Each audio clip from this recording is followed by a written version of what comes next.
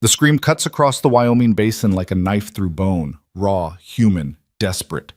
Cole Ransom urges his horse forward and finds hell painted across the prairie. A shattered wagon, supplies bleeding into cracked earth, and a child no older than 5 standing guard over her mother's body with nothing but a stick and eyes gone feral with terror.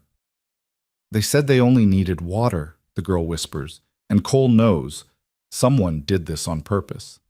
The woman's lips are cracked white, her pulse threading toward nothing, and the nearest doctor is 2 days' ride through country that kills without mercy. If you want to know whether this mother and daughter survived the frontier and what dark truth is hunting them across state lines, stay with me until the end. And when you do, hit that like button and drop a comment telling me what city you're watching from.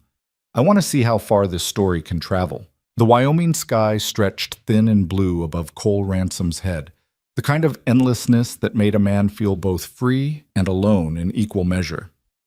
He rode the fence line out of habit more than necessity. Cattle had been moved to higher pasture 2 weeks back, and the wire was sound. But the ranch demanded motion, and motion kept the silence at bay. He'd lived with silence for 3 years now, ever since Sarah died. The gelding's ears flicked forward, and Cole straightened in the saddle. Something wasn't right. The air tasted wrong, copper and dust and something sharper. Then he heard it, a scream. Not the high, clean cry of a hawk or the frustrated bawl of a calf. Human, female, and cut short like someone had clapped a hand over a mouth. Cole spurred the horse hard, cresting the rise at a full gallop. What he saw stopped him cold. A wagon lay tilted in the basin below.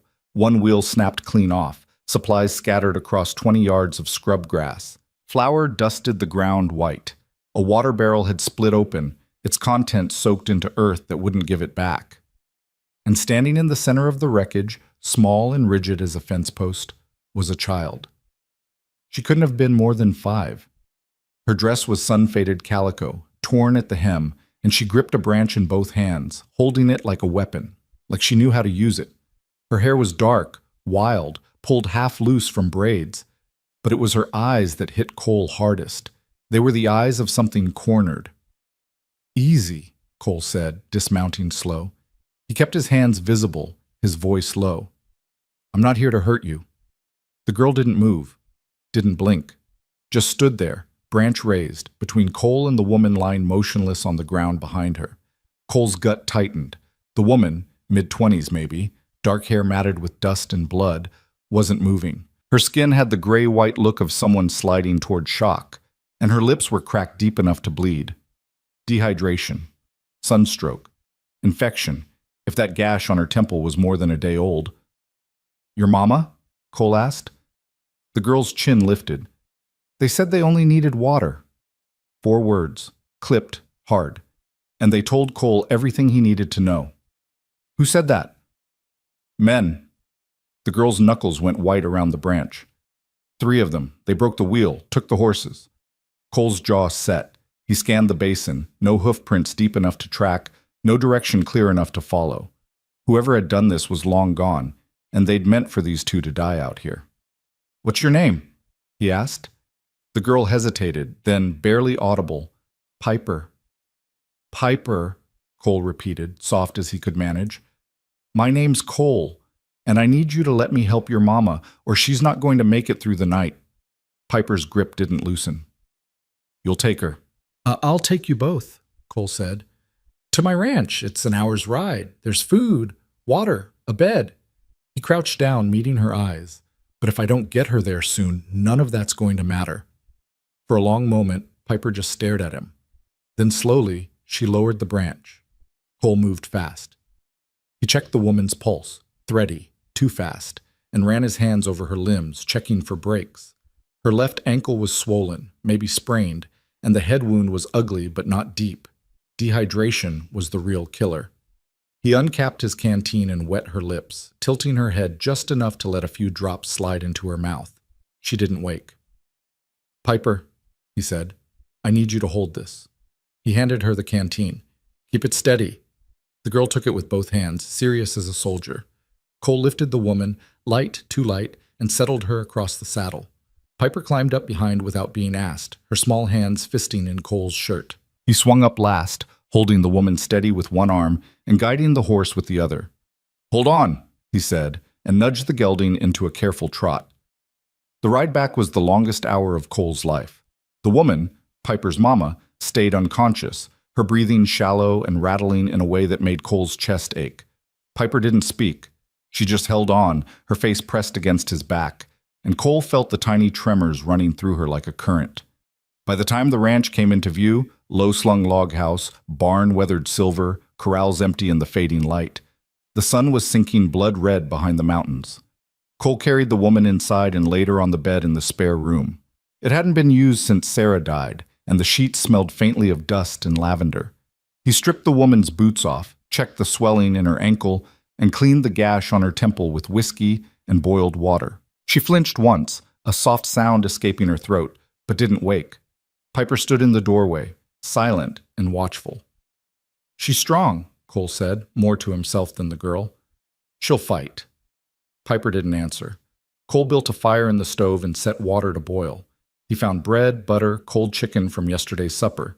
He set it on the table and gestured for Piper to sit. She didn't. "You need to eat," Cole said. "I'm not hungry." It was a lie. He could see it in the hollow of her cheeks, the way her eyes tracked the food like a hawk tracking prey. But she didn't move. Cole sat down, broke off a piece of bread, and ate it slowly.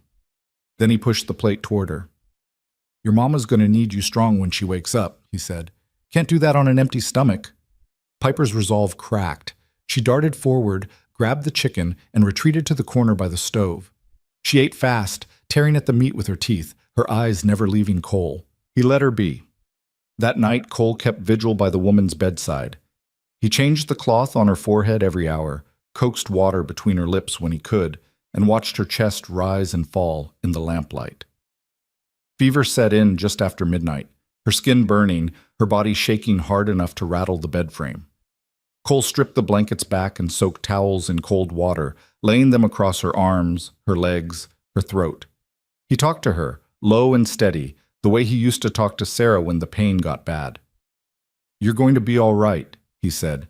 "You hear me? Your girl needs you. You don't get to quit." The woman's eyes moved beneath her lids, rapid and frantic, but she didn't wake. Piper appeared in the doorway some time past 2, her face pale in the shadows. "Is she dying?" the girl asked. Cole looked at her, then back at the woman. "Not if I can help it." Piper climbed onto the foot of the bed and curled up there, small and still, her eyes fixed on her mother's face. Cole didn't have the heart to move her. The fever broke just before dawn. Cole was half asleep in the chair, his head tipped back against the wall, when he heard it, a soft, shuddering breath, different from the ones before. He opened his eyes and found the woman staring at him. Her eyes were dark, clear, and full of questions. "Easy," Cole said. "You're safe." She tried to sit up and gasped, her hand flying to her head. "Don't," Cole said, rising. "You took a bad hit, and you've been burning with fever for 2 days." 2 days? Her voice was rough, barely a whisper. Her gaze darted past him, wild. "Piper! Where's Piper?" "Right here." Cole stepped aside, and the woman's eyes locked onto the small figure curled at the end of the bed. Relief broke across her face like a dam giving way. She reached for Piper, and the girl woke instantly, scrambling forward into her mother's arms. "Mama," Piper said, and the word came out choked. "I'm here, baby. I'm here." The woman held her daughter tight, her eyes squeezed shut, and Cole saw her shoulders shake. He stepped out of the room, giving them space. By the time the woman was strong enough to sit up and take broth, Cole had learned her name, Mara Vale.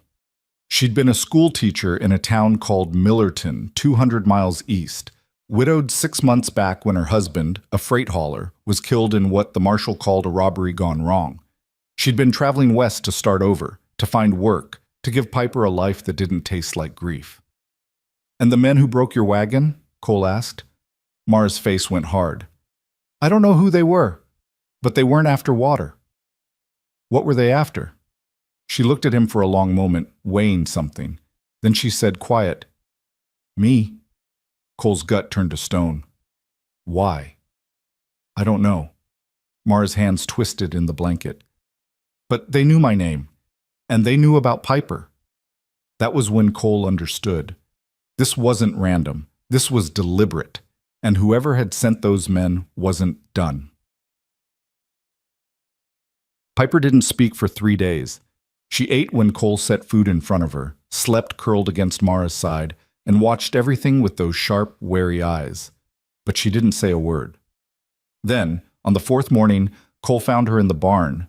She was crouched in the straw near the back stall, utterly still, and in her lap was the ranch's youngest barn cat, a scrawny orange tom with a chewed ear and a purr like a rusty hinge. Cole stopped in the doorway, not wanting to spook her. Piper stroked the cat's head, her small fingers careful, deliberate. The cat butted against her palm and purred louder. "His name's Brick," Cole said, soft. Piper looked up. "Why?" "Because he's too stubborn to die." Cole stepped closer, crouching a few feet away. "Found him half frozen in a snowdrift last winter. Figured he wouldn't last the night. But he did." Piper looked down at the cat. "He's strong." "Yeah," Cole said. "He is." Piper was quiet for a moment. Then she said, barely audible, "Mama's strong too." "I know." "Are you going to make us leave?" The question hit Cole like a fist. He looked at this small, fierce girl, this child who'd stood over her mother with a stick and eyes full of fire, and something old and buried shifted in his chest. "No," he said. "You can stay as long as you need." Piper's shoulders loosened, just a fraction. Then she went back to petting the cat.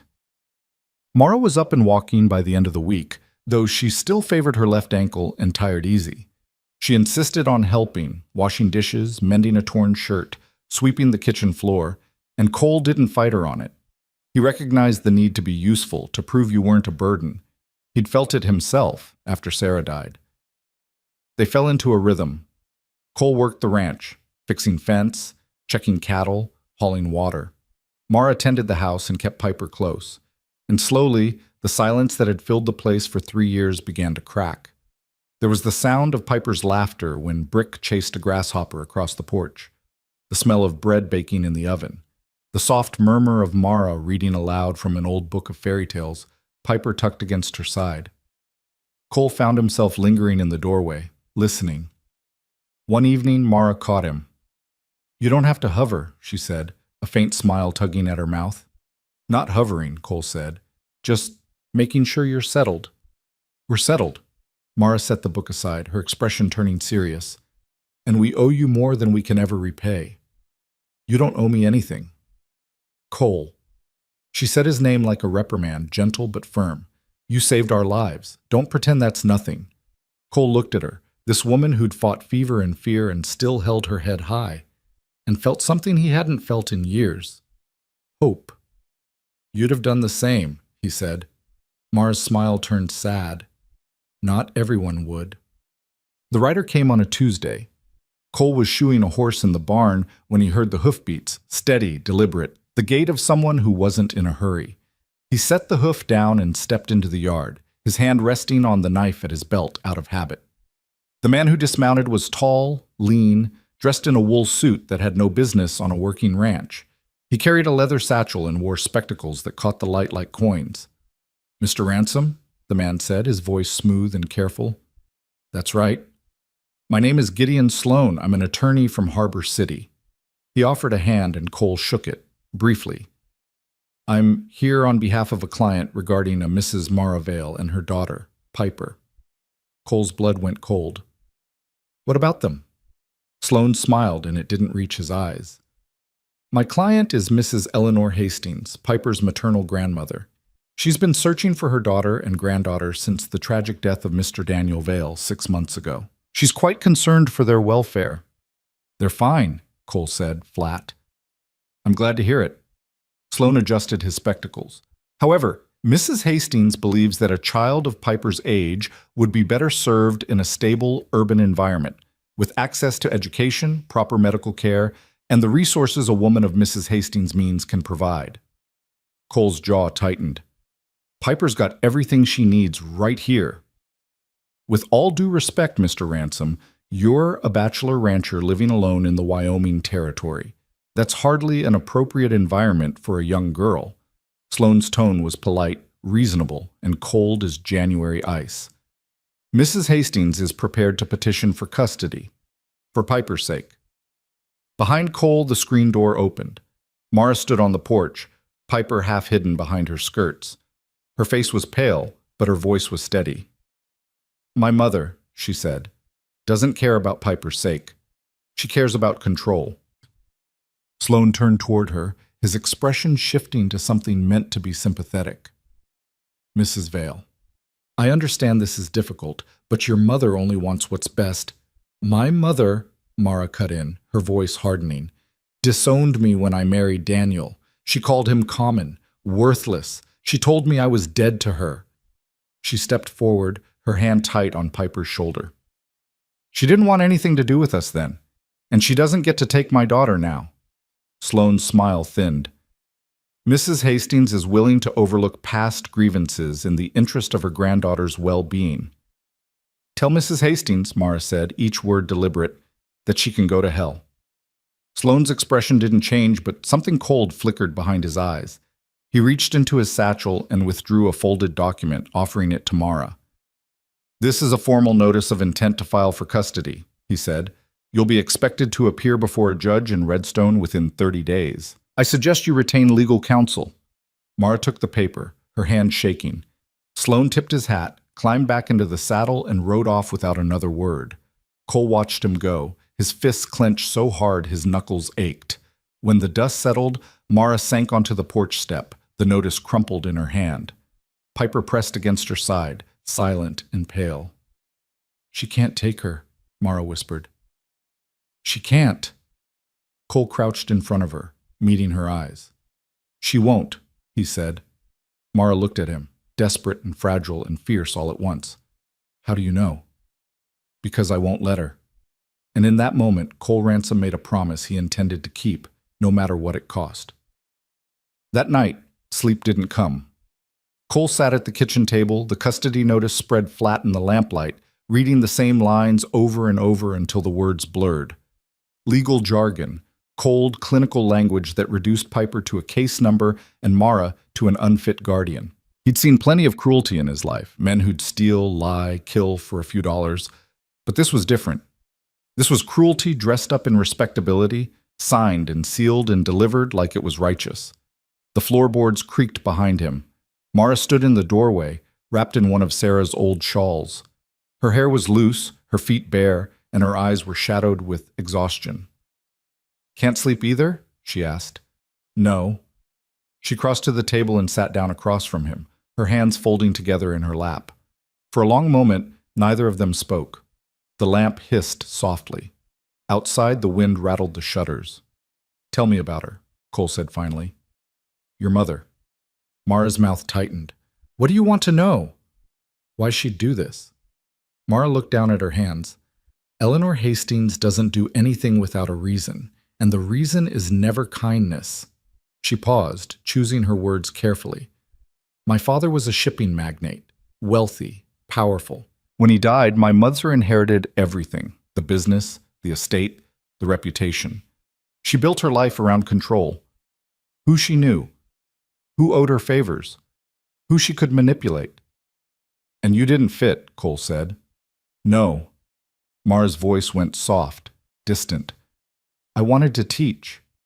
I wanted to marry for love, not advantage. So I did. I met Daniel at a church social. He was kind, hardworking, honest.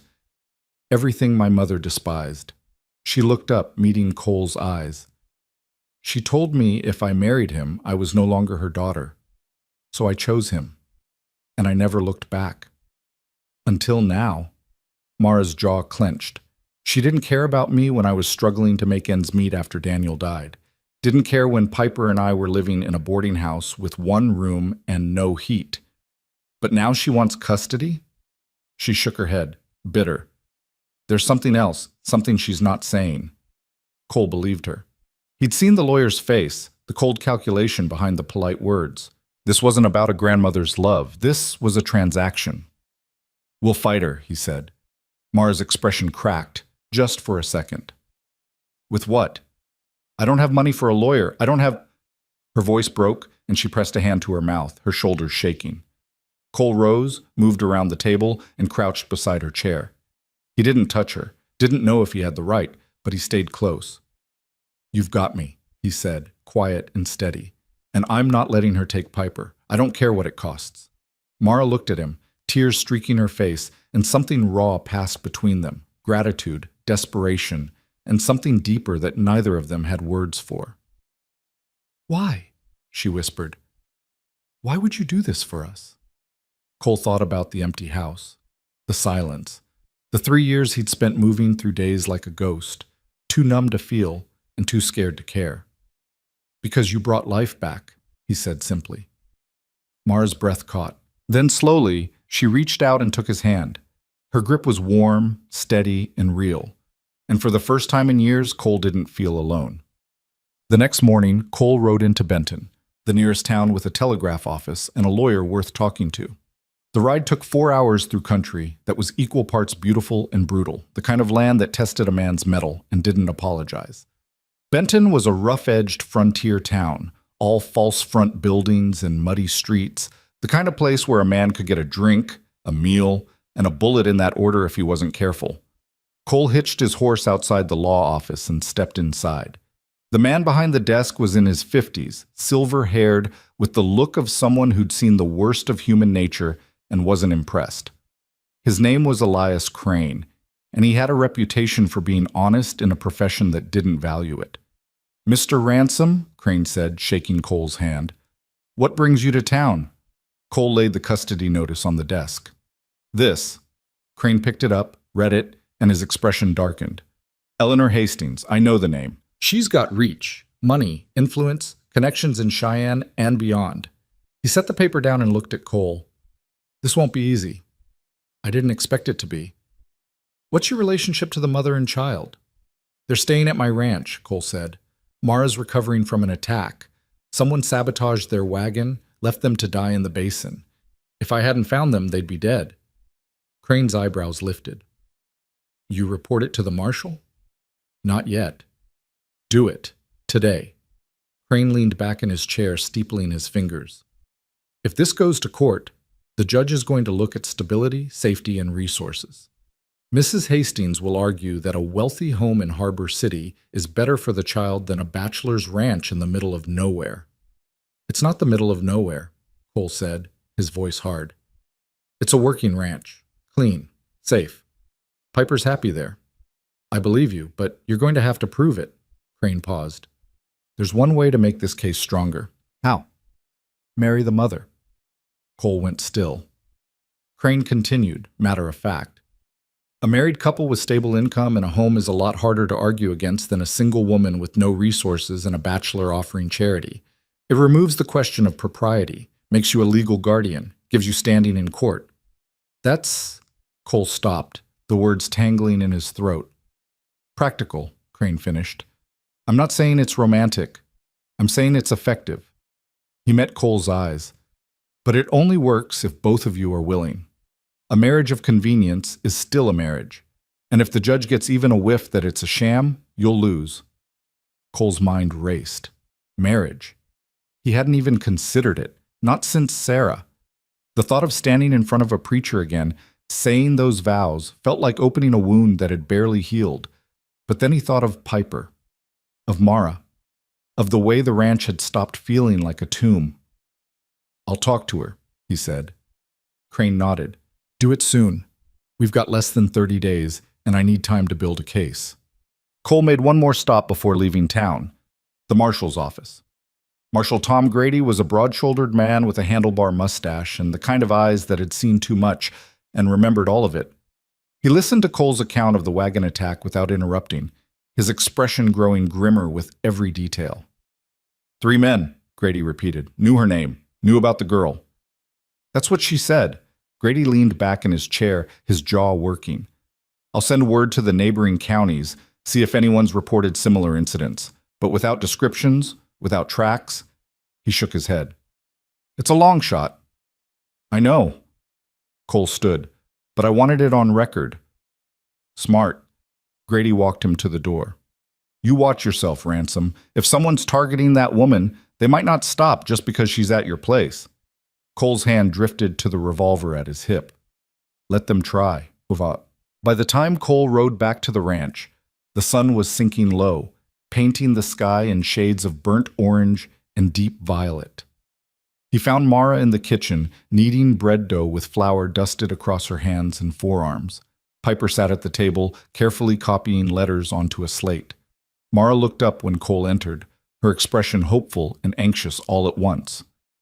What did the lawyer say? Cole pulled off his hat and set it on the peg by the door. He said we've got a fight ahead, but he thinks we can win. How? Cole hesitated. Then he said, as straightforward as he could manage, he thinks we should get married. The room went silent. Piper's chalk stopped mid-letter. Mara's hands stilled in the dough, her eyes widening. Married, she repeated, her voice faint. It's practical, Cole said quickly, repeating Crane's words like a shield. A married couple has a stronger case than a single woman and a bachelor offering charity. It gives us standing, makes me a legal guardian, removes any question of... He stopped, searching for the right word. Propriety. Mara stared at him, her face unreadable. Then she looked down at her hands, at the dough clinging to her fingers. You're asking me to marry you, she said slowly, so we can keep my daughter. Yes. Not because you... She stopped, her cheeks flushing. Not for any other reason. Cole's chest tightened. I'm asking because it's the right move, the smart move, and because I meant what I said. I'm not letting her take Piper. Mara was quiet for a long time. Piper watched them both, her eyes wide and solemn. Finally, Mara lifted her head. If I say yes, she said, her voice steady now, it's a real marriage. On paper, in court, in front of anyone who asks. She paused. But not in practice. Not unless... She faltered, then pushed forward. Not unless we both decide otherwise. Someday. Cole nodded, relief and something else flooding through him. Agreed. Mara wiped her hands on her apron, leaving streaks of flour, and extended one toward him. Then yes, I'll marry you, Cole Ransom. Cole took her hand, still dusted with flour, still warm from the dough, and shook it. Piper's voice cut through the moment, small and clear. Does that mean Cole's going to be my papa? Mara's breath hitched. She looked at Cole, a question in her eyes. Cole crouched down so he was level with Piper. If that's all right with you? Piper considered this gravely, then she nodded. Okay, but only if Brick can come inside when it snows. Cole's mouth twitched. Deal. Yet, they were married 3 days later in the Benton church, with Elias Crane and the preacher's wife as witnesses. Mara wore a simple blue dress she'd mended herself, and Cole wore his cleanest shirt and the suit jacket he'd packed away after Sarah's funeral. Piper stood between them, holding a bouquet of wildflowers she'd picked that morning. The ceremony was brief. The preacher's words washed over Cole like water, familiar, distant, surreal. When it came time to say, I do, his voice came out steady, even though his hands weren't. Mara's voice was strong. They didn't kiss. Cole offered his arm, and Mara took it, and they walked out of the church as husband and wife in name, if not in truth. Afterward, they signed the marriage certificate in Crane's office. The lawyer witnessed it, stamped it, and filed it with the county clerk. Congratulations, Crane said, though his tone was more businesslike than celebratory. Now we build the rest of the case. I'll need character references, financial records, anything that shows stability and competence. You'll have it, Cole said. On the ride back to the ranch, Piper fell asleep in Mara's lap, her head pillowed against her mother's shoulder. Mara stroked the girl's hair absently, her gaze distant. Do you regret it? She asked quietly. Cole glanced at her. Do you? I asked first. He thought about it, really thought about it. The weight of the ring on his finger, still strange and new. The vows he'd spoken, the promises he'd made. The way the ranch had felt when he'd left that morning, and the way it would feel when he returned. No, he said. I don't. Mara's expression softened. Good. Neither do I. The first week of this marriage passed in a strange, careful dance. Cole moved his things into the spare room. Mara and Piper kept the main bedroom, and they settled into a routine that was domestic without being intimate. Meals together, evening reading by the fire, Piper's laughter threading through the house like sunlight. But there were moments, fleeting, fragile, when Cole caught Mara watching him with something that looked like longing, or when their hands brushed reaching for the same dish, and neither of them pulled away as quickly as they should have. They didn't talk about it. Then, on the 8th day, Cole rode into Benton for supplies. He took his time, picking up flour, coffee, nails, a new bridle for the gelding. He stopped by Crane's office to drop off the financial records. He shared a drink with Marshal Grady and listened to the man grumble about cattle rustlers and claim jumpers. It was late afternoon when Cole started back. The sky was clear, the air cool and sharp with the promise of autumn. Cole let the horse set its own pace, his mind turning over the week's work, the upcoming court date, the 100 small tasks that filled a rancher's life. Then, halfway home, his instincts prickled. He reined in, scanning the horizon. Nothing. Just miles of open country, the grass rippling in the wind. But the feeling didn't leave, a crawling awareness at the back of his neck, the kind that had kept him alive through range wars and bitter winters. Something was wrong. Cole spurred the horse hard, racing across the basin toward the ranch. His heart pounded in time with the hoofbeats, faster and faster as the buildings came into view. The corral gate was open. The chickens were scattered across the yard, squawking and panicked. And the front door, always latched, always secure, hung ajar. Cole was off the horse before it stopped moving. He drew his revolver and went in low and fast, his mind cold and sharp. The kitchen was empty, the parlor too. Then he heard it, a muffled sound from the back of the house, a man's voice, low and threatening. Cole moved silent as a shadow, every muscle coiled tight. He reached the bedroom doorway and froze. 2 men stood inside. One held Mara by the arm, a knife pressed to her throat. The other had Piper, the girl struggling, kicking, her mouth covered by a dirty hand. And in the corner, a 3rd man rifled through the trunk at the foot of the bed, tossing clothes and belongings onto the floor. Cole's vision narrowed, his pulse slowed, and something old and dark and deadly rose up inside him like a flood. "Let them go," he said, his voice flat and cold. The man holding Mara turned, his eyes widening. The knife pressed harder, and a thin line of blood appeared on Mara's throat. "Back off," the man snarled, "or I cut her." Cole didn't back off. He raised the revolver, his hand steady as stone.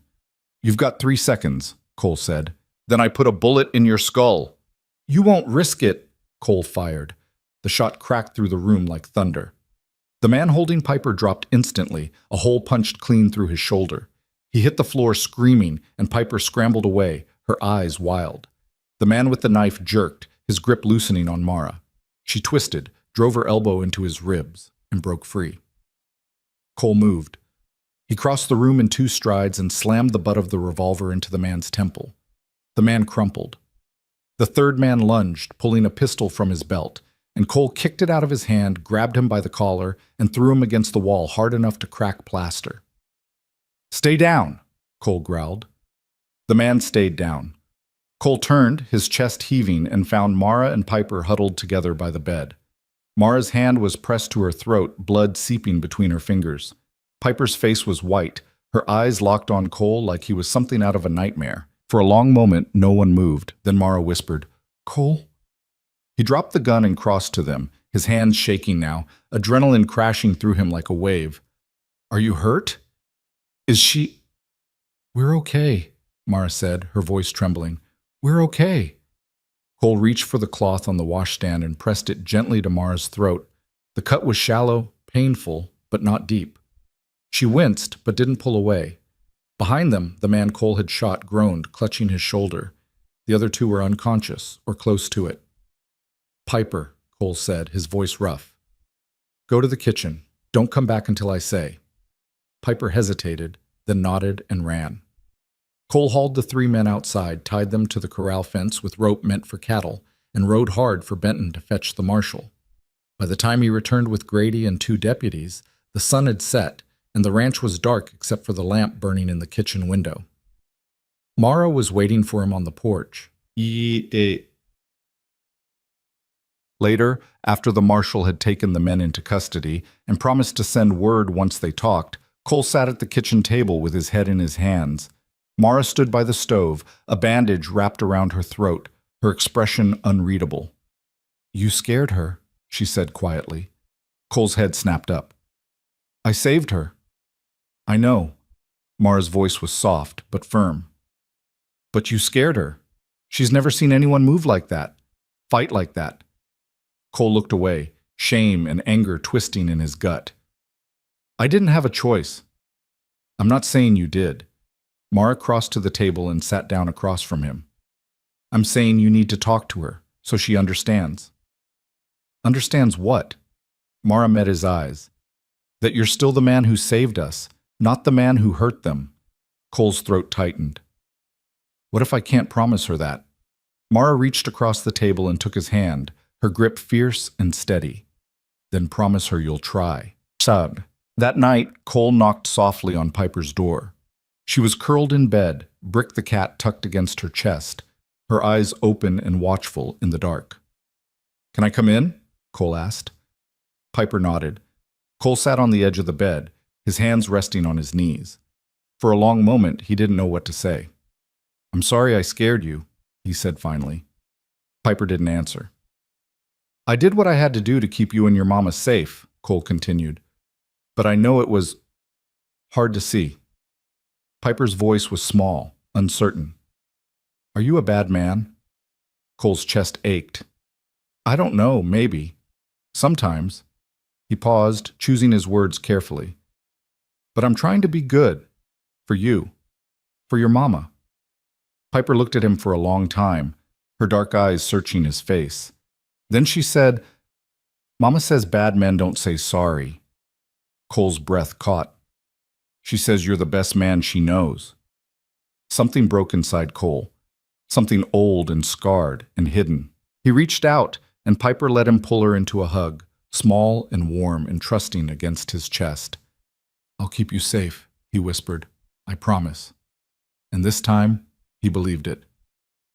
Marshal Grady returned to the ranch 2 days later with news that settled like lead in Cole's stomach. The three men had talked, not much, but enough. They weren't random drifters. They'd been hired, paid in advance to find Mara Vale, take the child, and make sure the mother didn't follow. The man who'd held the knife claimed they'd been told the job was a simple custody retrieval, that the grandmother had legal rights, and the mother was unstable. He swore they hadn't known it would turn violent. Cole didn't believe him for a second. "Did they say who hired them?" Cole asked, standing in the yard with his arms crossed. Grady shook his head.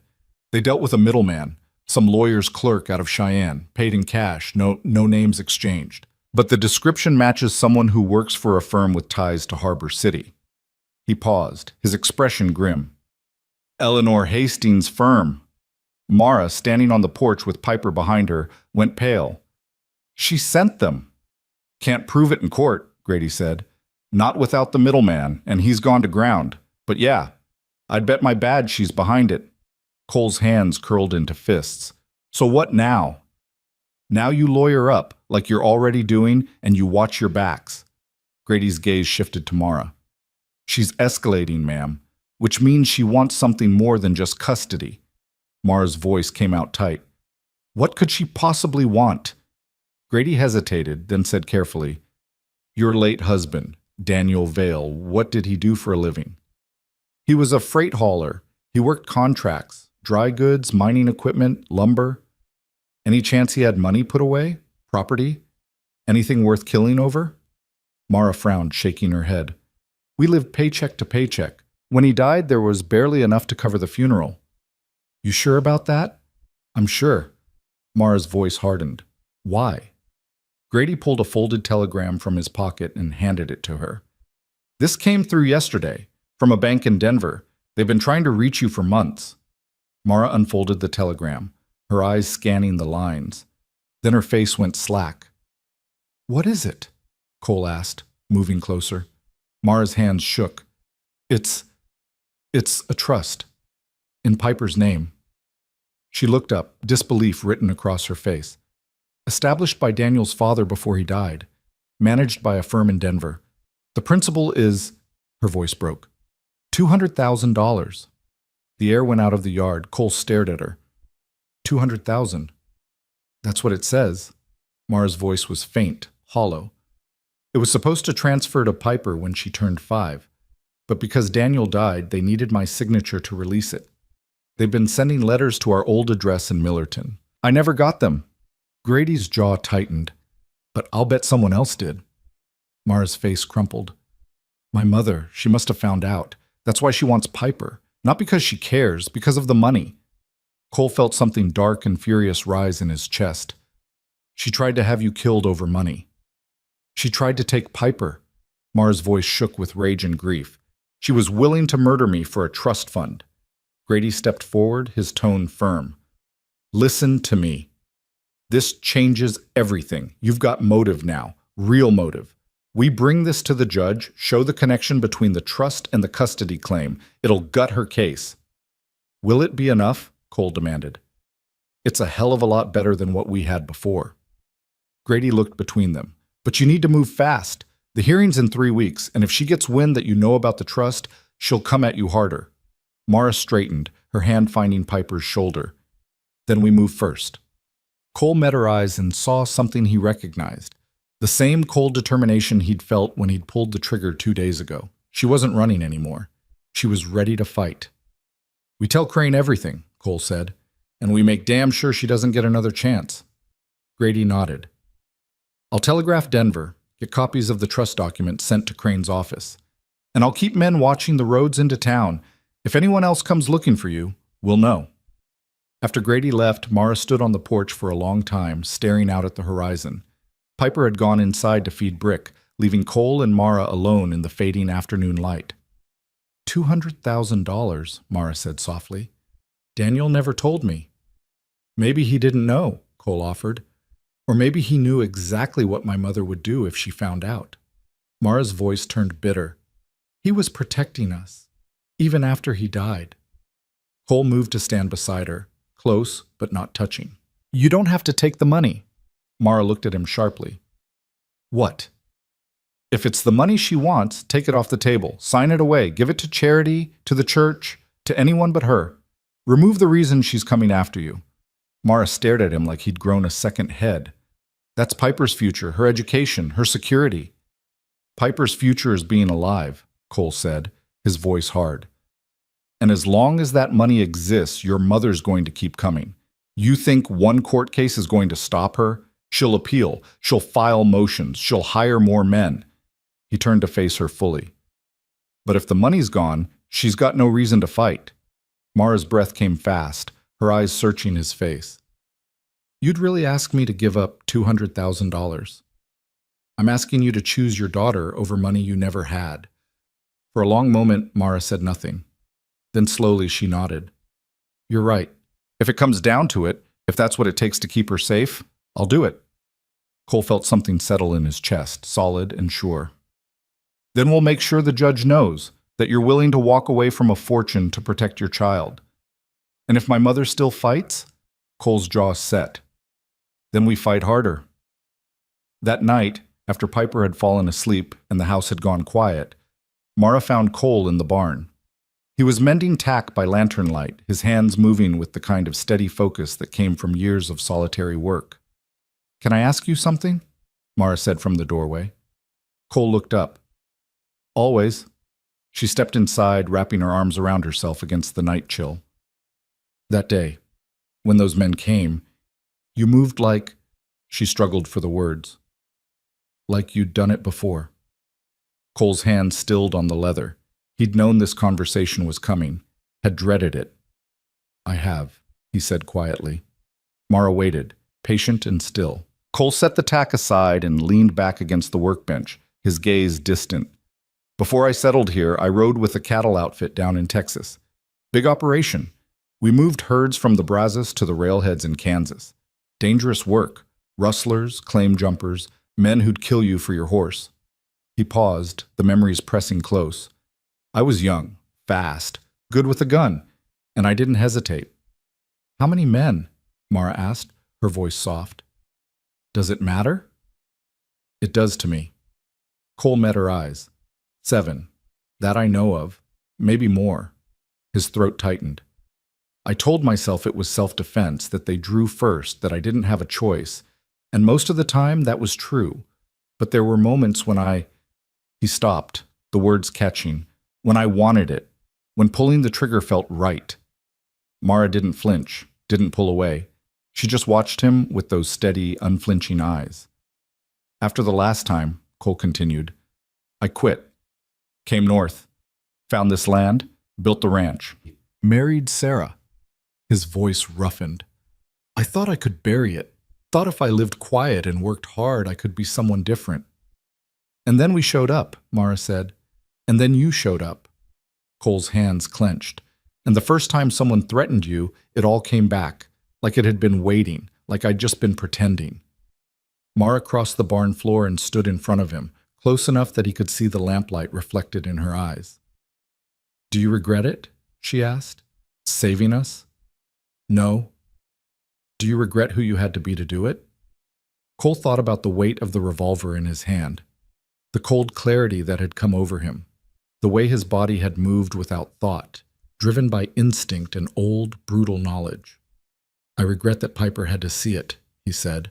But no, I don't regret keeping you alive. Mara reached out and took his hand, her fingers threading through his. My mother sent those men to kill me and take my daughter. You stopped them. That doesn't make you a monster, Cole. That makes you the reason we're still breathing. Doesn't change what I am. No, Mara said, her voice firm.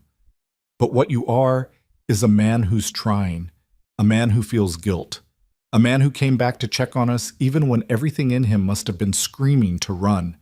She squeezed his hand. Monsters don't do that. Monsters don't build homes and keep promises and sit up all night with a sick woman because she matters. Cole's chest ached. You don't know me, Mara. I know enough. She stepped closer, her voice dropping to something raw and honest. I know you've got darkness in you. I know you've done things that haunt you, but I also know that when it mattered, when we needed someone to stand between us and the worst kind of evil, you didn't hesitate, and that's the man I married. The words hung between them, heavy with meaning. Cole looked down at their joined hands, then back up at Mara's face. This woman who'd faced down fever, violence, and her own mother's cruelty without breaking. This woman who saw him clearly and still chose to stand beside him. I'm not good at this, he said quietly, at letting people in. Neither am I. Mara's mouth curved, sad and wry. But maybe we can figure it out together. For a long moment, they stood there in the lamplight, the barn creaking softly around them, the night vast and silent beyond the walls. Then Cole lifted his free hand and brushed his thumb across Mara's cheek, gentle and tentative, like he was afraid she'd vanish if he pressed too hard. Mara's breath caught, but she didn't pull away. I'm scared, Cole admitted, the words tearing out of him. That I'll hurt you, that I'll fail you, that I'm not enough. You're enough, Mara whispered. You've always been enough. And then, slowly, achingly slowly, she rose on her toes and pressed her lips to his. The kiss was soft, searching, fragile as new ice. Cole froze, his heart hammering against his ribs, every instinct screaming that he didn't deserve this, didn't deserve her. But Mara's hand tightened on his, anchoring him, and he let himself sink into it, into the warmth and the trust and the terrifying, impossible hope. When they finally pulled apart, Mara's eyes were bright with unshed tears. This is real, she said, her voice shaking. Isn't it? It's not just for the court case. Cole's hand cupped her face, his thumb tracing the line of her jaw. It's real. Mara's breath shuddered out, relief and longing tangled together. Good, because I don't think I could go back to pretending. Neither could I. They stood there in the barn, holding each other in the lamplight, and for the first time since Sarah died, Cole felt like he was home. The next 2 weeks passed in a blur of preparation. Elias Crane worked tirelessly, gathering affidavits from neighbors who vouched for Cole's character, financial records that proved the ranch was stable and profitable, and testimony from Marshal Grady about the attack and the connection to Eleanor Hastings. The trust documents arrived from Denver, and Crane built a case around them, showing motive, showing greed, showing a pattern of escalation that painted Eleanor not as a concerned grandmother, but as a calculating predator. Mara and Cole spent hours rehearsing their testimony, going over every detail, every question the opposing lawyer might ask. Crane was blunt about their weaknesses, the newness of the marriage, the fact that Cole and Mara slept in separate rooms, the questions of propriety that a hostile attorney could exploit. If they ask whether the marriage is genuine, Crane said, you'd better have an answer that sounds true. Because if the judge thinks you're running a con, you'll lose Piper and face fraud charges. It is genuine, Mara said firmly. Crane looked between them, his gaze shrewd. Then you'd better make sure it looks that way. That night, after Piper had gone to bed, Mara knocked on the door to Cole's room. He opened it, shirtless and surprised, his hair damp from washing. We need to talk, Mara said. Cole stepped aside and she entered, closing the door behind her. The room was sparse, bed, trunk, washstand, no personal touches. Nothing that said a man lived here. Crane's right, Mara said without preamble. If we're going to convince a judge this marriage is real, we can't keep living like strangers. Cole's throat worked. What are you suggesting? Mara met his eyes.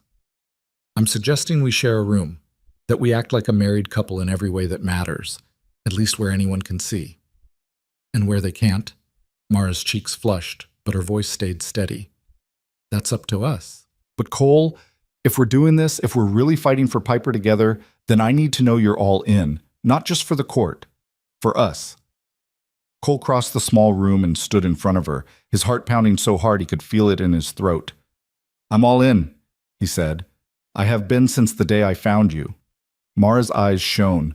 Then move your things into my room, tonight. Cole did. They rearranged the furniture to make space, Cole's trunk beside the wardrobe, his clothes hung next to Mara's, his boots lined up by the door. Piper, watching from the hallway with Brick in her arms, grinned so wide it split her face. Does this mean you're really married now? She asked. Mara knelt down, her hands gentle on Piper's shoulders. We've been really married since the day we said our vows. But yes, this means Cole is staying. Good, Piper said solemnly. I like it better when he's here. That night, Cole and Mara lay side by side in the bed that had once been hers alone.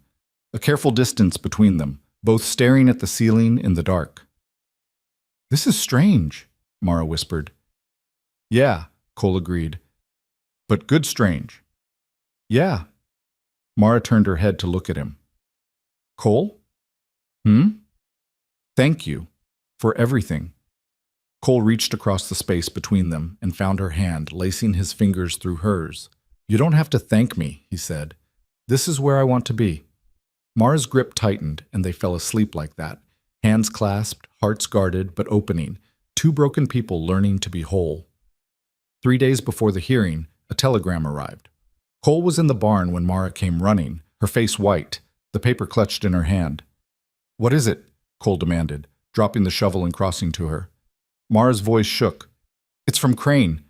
Eleanor Hastings has filed a motion to have the hearing moved to Harbor City. She's claiming that a frontier judge can't be impartial, that the case needs to be heard in a city court with proper legal oversight. Cole's blood went cold. Can she do that? Crane says the judge in Redstone denied it, but she's appealing, and if the appeal goes through... Mara's voice broke. We'd have to travel to Harbor City, on her territory, with her lawyers, her money, her influence. Cole's jaw set. Then we make sure the appeal doesn't go through. How? We show up in Redstone ready to fight. We put everything on the table, the trust, the attacks, the fact that she's willing to kill for money.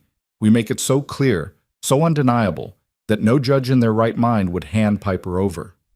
Mara nodded, her fear hardening into resolve. And if that's not enough? Cole pulled her close, his arms wrapping around her, solid and sure. Then we disappear. Take Piper and run so far Eleanor Hastings never finds us. Mara pulled back, her eyes wide. You do that? Give up the ranch? Everything you've built? In a heartbeat, Cole said, and meant it. You and Piper. You're what matters. Not land, not legacy. You. Mara's face crumpled, and she buried her head against his chest, her shoulders shaking.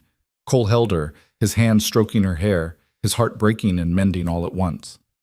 "We're going to win," he said quietly. "I promise you, we're going to win." The day before they were set to leave for Redstone, Cole woke before dawn to the sound of hooves. He was out of bed in seconds, pulling on his pants and grabbing his revolver. Mara stirred, her eyes snapping open. "What is it?" she whispered. "Stay here," Cole said, and moved to the window. 4 riders approached the house, silhouetted against the gray pre-dawn light. They rode slow, deliberate, and Cole's instincts screamed danger. He crossed to the door, checked the load in his revolver, and stepped onto the porch. The riders reined in 20 feet from the house. The leader, a tall man in a long coat, his face shadowed by a wide-brimmed hat, raised a hand in a gesture that might have been peaceful if Cole believed in peace anymore. "Mr. Ransom," the man called, "we're not here for trouble." "Then state your business and move on," Cole said, his voice flat. The man dismounted, his movements careful and measured. "My name is Victor Kane. I work for Mrs. Eleanor Hastings." Cole's finger moved to the trigger. "You've got 5 seconds to get back on that horse." "I'm here to make you an offer." Kane's voice was smooth, practiced. "Mrs. Hastings is willing to drop the custody case. She'll sign away all rights to the child, leave you and Mrs. Ransom in peace, and you'll never hear from her again." Cole didn't lower the gun. "In exchange for what?" "The trust fund. Sign it over to Mrs. Hastings, and this ends today." Behind Cole, the door opened. Mara stepped onto the porch, her face pale, but composed, Piper clutching her hand. "No," Mara said, her voice ringing clear. "Absolutely not." Kane's gaze shifted to her, his expression almost pitying. "Mrs. Ransom, be reasonable. $200,000 is a great deal of money, but your daughter's safety, her future, surely that's worth more." "It is," Mara said, "which is why I'm not giving you a single cent." Kane's jaw tightened. "Mrs. Hastings anticipated you might say that. She asked me to remind you that the courts can be unpredictable. Judges can be swayed. And accidents, well, accidents happen all the time on the frontier." Cole's revolver came up, aimed directly at Kane's chest. "Is that a threat?" Kane raised his hand slowly. "It's a statement of fact. Mrs. Hastings is a powerful woman. She has resources you can't imagine. And she will not stop until she gets what she wants, one way or another." "Then she's going to be disappointed," Cole said, his voice like iron, "because we're not giving her Piper. We're not giving her the money. And if she sends anyone else to this ranch, they'll leave in a box." Kane's smile was cold. "You're making a mistake." "No," Mara said, stepping forward. "My mother made the mistake. She thought she could buy me, threaten me, break me, but I'm not the girl she disowned, and I'm not alone anymore." She looked at Cole, her eyes fierce. "Tell her the answer is no. Today, tomorrow, forever." Kane studied them both for a long moment. Then he tipped his hat, climbed back into the saddle, and rode off with his men, disappearing into the breaking dawn. Cole and Mara stood on the porch, watching until the dust settled and the horizon was clear. "That was a declaration of war," Cole said quietly. "I know." Mara's hand found his, gripping tight. "But we're ready." Cole looked down at Piper, who stared up at him with those wide, solemn eyes. "Are you scared?" the girl asked. Cole crouched down, meeting her gaze. "Yeah, I am." "Me too." Piper's chin lifted. "But Mama says brave people are scared. They just don't let it stop them." Cole's throat tightened. He looked at Mara, who smiled through tears, and then back at Piper. "Your mama's right," he said. "And tomorrow, we're going to be the bravest people in that courtroom." Piper nodded, serious as a judge herself. "Okay." They went inside, packed their bags, and prepared for the fight of their lives. The ride to Redstone took 2 days through country that turned from open grassland to pine-covered hills, the mountains rising in the distance like sentinels. Cole drove the wagon steady and careful, Mara beside him with Piper bundled between them in a wool blanket. They stopped at dusk each night, making camp in clearings where Cole could see the approaches, where nothing could come at them unseen. Mara didn't sleep much. Cole could feel her restlessness, the way she startled at every crack of a branch, every distant sound. On the second night, after Piper had finally drifted off, Mara sat by the fire with her arms wrapped around her knees, staring into the flames. "What are you thinking?" Cole asked, his voice low. That I don't know what I'll do if we lose. Cole moved closer, settling beside her on the log they'd dragged near the fire. We won't. You can't promise that. No, Cole admitted. But I can promise I won't let her take Piper without a fight that'll be remembered. Mara looked at him, the firelight painting her face in golden shadow. I keep thinking about what Kane said, about accidents, about how far my mother's willing to go. Then we make sure she knows we'll go farther. Cole? Mara's voice dropped to something raw. If it comes down to it, if the judge rules against us, I need you to promise me something. Anything. You take Piper and you run. You get her somewhere safe, somewhere Eleanor can't reach. Cole's chest tightened. And leave you? If that's what it takes. Mara's eyes were fierce, unwavering. She wants the money, not me. If I'm here, if I make noise, if I fight her in court over and over, it'll buy you time. Time to disappear. Mara, promise me. Her hand gripped his, desperate and strong. Promise me you'll protect her, no matter what. Cole looked at this woman, this mother who'd stood between her daughter and death more than once, who'd faced down hired killers and her own blood without flinching, and felt something crack open inside him. I promise, he said. But it's not going to come to that, because we're going to walk out of that courthouse together, all three of us. Mara's breath shuddered out, and she leaned against him, her head resting on his shoulder. Cole wrapped his arm around her, holding her close while the fire burned low and the stars wheeled overhead. I love you, Mara whispered into the darkness. Cole's heart stopped, then started again, harder, faster, like something long dormant had surged back to life. Say that again, he said, his voice rough. Mara lifted her head, meeting his eyes. I love you, Cole Ransom. I don't know when it happened. Maybe when you carried me into your house half dead, maybe when you stood between us and those men, maybe when you promised to fight for us even though you barely knew us. But it's real, and I needed you to know before, her voice caught, before whatever happens tomorrow. Cole cupped her face in his hands, his thumbs brushing away the tears that had started to fall. I love you too, and I'm not losing you, not to Eleanor, not to anyone.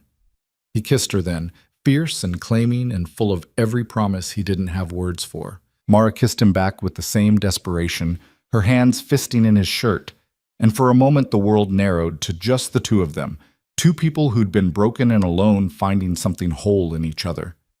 When they finally pulled apart, both breathing hard, Mara's smile was tremulous but real. We're going to be all right, she said, like she was trying to convince herself. Yeah, Cole said. We are. They reached Redstone late the next afternoon. The town was bigger than Benton, with brick buildings, paved streets, and a courthouse that loomed at the end of Main Street like a monument to justice or judgment, depending on which side you were on. Cole secured rooms at a modest hotel near the courthouse, paid for a week in advance, and tried not to think about what would happen if they needed more time than that. Elias Crane met them in the hotel dining room that evening, his face grave and his leather satchel bulging with documents. The hearing's set for 9 tomorrow morning, Crane said without preamble. Judge Whitmore presiding. He's fair, but he's also conservative. He'll want to see stability, propriety, and clear evidence that Piper's better off with you than with her grandmother. We've got that, Cole said. I know, but Eleanor's lawyer is a man named Silas Cartwright. He's one of the best in the state. Expensive, ruthless, and very good at making juries and judges see things his way. Crane pulled a stack of papers from his satchel. He's going to argue that a wealthy, established home in Harbor City with access to the finest schools and medical care is objectively better for a child than a frontier ranch. He's going to question the legitimacy of your marriage, and he's going to paint Mara as a woman who married for convenience, and Cole as a man with a violent past. Mara's face hardened. Let him try. He will, and he'll have ammunition. Crane's gaze shifted to Cole. I got the records from Texas, the cattle outfit you rode with, the men you killed. Cole's stomach dropped. How? Cartwright's been digging. He's got affidavits from men who worked with you, witnesses who will testify that you were known as a gunfighter, that you had a reputation. That was 15 years ago, Cole said, his voice tight. Doesn't matter. He's going to use it to argue that you're dangerous, that Piper's not safe with you. Mara's hand found Cole's under the table, squeezing hard. Then we tell the truth, that Cole used those skills to save us, that without him Piper and I would be dead. We will, Crane said, but be prepared. It's going to get ugly. That night, Cole couldn't sleep. He stood at the window of their hotel room, watching the empty street below, his mind churning through every possible outcome, every argument, every way this could go wrong. Behind him, Mara stirred in the bed. "Come back," she said softly. Cole turned. She was propped up on one elbow, her hair loose around her shoulders, her eyes dark and worried in the lamplight. "I keep thinking about what Crane said," Cole admitted, "about them using my past against us. Your past is part of what saved us. Maybe, but to a judge who's never been shot at, who's never had to choose between killing or being killed, it just looks like violence, like I'm someone who should be locked up, not raising a child." Mara sat up fully, the blanket pooling around her waist. "Cole, look at me." He did. "You are not the man you were 15 years ago," she said. "You're not even the man you were 3 months ago. You're someone who saved 2 strangers, who opened your home, who married me to protect my daughter. That's who the judge needs to see, not some ghost from Texas. And if that's not enough," Mara's expression turned fierce, "then we make it enough. Together." Cole crossed to the bed and sat beside her, his hand finding hers. "I'm scared, Mara. Not of the judge, not of Eleanor, but of failing you. You won't. You don't know that." "Yes," Mara said, her voice breaking. "I do. Because you've never failed us yet. Not once. Not when I was dying of fever. Not when those men came. Not when you had every reason to turn us away and you chose to stay. You don't know how to fail us, Cole. It's not in you." Cole's throat closed up. He pulled Mara into his arms, holding her tight, and felt her arms wrap around him just as fiercely. "Whatever happens tomorrow," he said into her hair, "I want you to know these months with you and Piper have been the best of my life." Mara pulled back just enough to look at him, tears streaming down her face. "Mine too." They lay down together, still clothed, still holding each other, and eventually sleep came, fitful and shallow, but enough. The courtroom was smaller than Cole expected, all dark wood and high windows that let in slanted bars of morning light. Judge Whitmore sat behind an elevated bench, a man in his 60s with steel-gray hair and a face that gave nothing away. Eleanor Hastings sat at the opposing table with Silas Cartwright beside her. She was tall, silver-haired, dressed in black silk that probably cost more than Cole's entire ranch. Her eyes were cold, calculating, and when they landed on Mara, something like disgust flickered across her face. Mara didn't flinch. She sat between Cole and Crane, her back straight, her hands folded in her lap, every inch the composed woman Cole knew she was. Piper sat in the gallery behind them with a woman from the church who'd agreed to watch her during the hearing. The girl's eyes were wide, solemn, tracking every movement. Judge Whitmore gavelled the court to order. "This is a custody hearing regarding the minor child Piper Vale," he said, his voice carrying through the room. "Mrs. Eleanor Hastings is petitioning for custody on the grounds that the child's current living situation is unsuitable. Mrs. Mara Ransom and Mr. Cole Ransom are contesting. Mr. Cartwright, you may proceed." Cartwright rose, every movement polished and deliberate. He was a tall man, impeccably dressed, with a voice like honey over steel. "Your Honor, this case is quite simple. A young child has lost her father and finds herself in the care of a mother who, through no fault of her own, lacks the resources to provide a stable, secure future. Mrs. Hastings, the child's grandmother, is a woman of considerable means and standing. She can offer Piper the finest education, medical care, and opportunities that a frontier ranch simply cannot match." He gestured to Eleanor. "She seeks only to do right by her granddaughter." Crane stood. "Your Honor, if I may—" "You'll have your turn, Mr. Crane." Judge Whitmore's gaze was neutral. "Continue, Mr. Cartwright." Cartwright smiled. "Thank you, Your Honor. I'd like to call Mrs. Eleanor Hastings to the stand." Eleanor rose with practiced grace and took her seat in the witness box. She placed one hand on the Bible, swore to tell the truth, and settled into the chair like she owned it. Cartwright approached her with deference. Mrs. Hastings, can you describe your relationship with your granddaughter? I'm ashamed to say I haven't had the opportunity to build one, Eleanor said, her voice cultured and sorrowful. When my daughter married against my wishes, we became estranged. I regret that deeply. But when I learned of her husband's death, I immediately sought to reunite with her and meet my granddaughter. Sadly, by the time I located them, Mara had already... She paused delicately. Attached herself to Mr. Ransom. Attached herself, Cartwright repeated. Can you elaborate? I believe the marriage was one of convenience. A desperate woman, alone and without resources, seeking security through any means available. Mara's hands clenched under the table. Cole's jaw tightened. And you believe Piper would be better served in your care? Cartwright prompted. Without question, I can provide her with the finest tutors, access to society, a future befitting her station, on a frontier ranch. Eleanor's mouth twisted. She'll grow up uneducated, isolated, exposed to violence and hardship. That's no life for a child. Thank you, Mrs. Hastings. Cartwright returned to his seat, looking satisfied. Judge Whitmore gestured to Crane. Your witness. Crane stood, his expression unreadable. He approached Eleanor slowly, deliberately, like a man measuring his target. Mrs. Hastings, he began, you mentioned that you became estranged from your daughter when she married against your wishes. What were your objections to her husband, Daniel Vale? Eleanor's expression tightened. He was common, unsuitable. I wanted better for Mara. By common, you mean he wasn't wealthy. He lacked refinement, prospects, breeding. So you disowned your daughter for marrying a working man. Eleanor's eyes flashed. I gave her a choice. She made hers. And you had no contact with her for 6 years, correct? Correct. No letters, no financial support, no interest in her welfare. She made it clear she didn't want my involvement. Crane nodded slowly. And yet, 6 months after Daniel Vale's death, you suddenly developed a deep concern for your granddaughter's well-being. Why the change of heart? Eleanor's smile was thin. A grandmother's love doesn't require explanation. Doesn't it? Crane pulled a document from his satchel.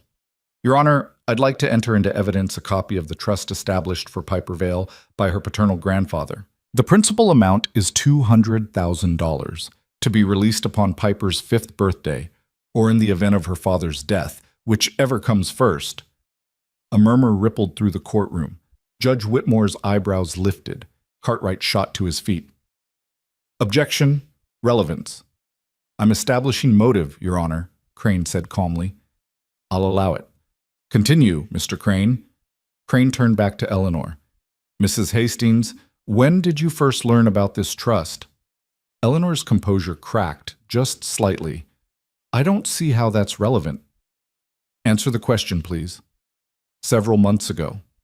Before or after you filed for custody? Eleanor's silence was damning. Let me rephrase, Crane said. You learned that your granddaughter was the beneficiary of a $200,000 trust, and then you suddenly decided to seek custody. Is that correct? My concern for Piper has nothing to do with money. Then you won't mind if Mrs. Ransom signs the trust over to a charitable foundation, removing it from the equation entirely. The courtroom went dead silent. Eleanor's face turned to stone. That money belongs to Piper, and Piper belongs with her mother, Crane shot back. Unless, of course, your interest in custody has more to do with controlling that trust than caring for the child. Cartwright was on his feet. Your Honor, this is speculation. It's cross-examination, Judge Whitmore said sharply. Sit down, Mr. Cartwright. He looked at Eleanor. Mrs. Hastings, answer the question. Would you still seek custody if the trust were removed from consideration? Eleanor's mouth opened, closed.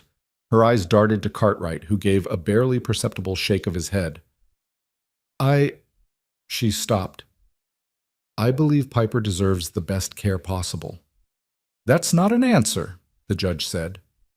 Eleanor's mask slipped. For just a moment, Cole saw the truth beneath, cold, calculating, furious. Then she composed herself. I would still seek custody, she said, but I would expect the trust to be managed responsibly. Crane smiled. By you. By someone with experience. Someone like the men you hired to attack Mrs. Ransom and her daughter 3 weeks ago? The courtroom erupted. Cartwright shot up, his voice thundering. Objection! That's an outrageous accusation with no foundation. I have foundation, Your Honor. Crane pulled another document. Sworn testimony from Marshal Thomas Grady of Benton detailing the attack on Mrs. Ransom's wagon and a subsequent assault at Mr. Ransom's ranch. 3 men, hired through a middleman connected to a law firm in Cheyenne, a firm that handles Mrs. Hastings' legal affairs. Judge Whitmore's face darkened. Is this true? The men were arrested and questioned, Crane continued. They confessed to being hired to retrieve the child, by force, if necessary. Eleanor's voice cut through the chaos, icy and controlled. I have no knowledge of any such arrangement. If someone acted on my behalf without my authorization, that's a matter for the police, not this court. Convenient, Crane said. Just like it's convenient that Daniel Vale died in a robbery 6 months ago. A robbery that was never solved.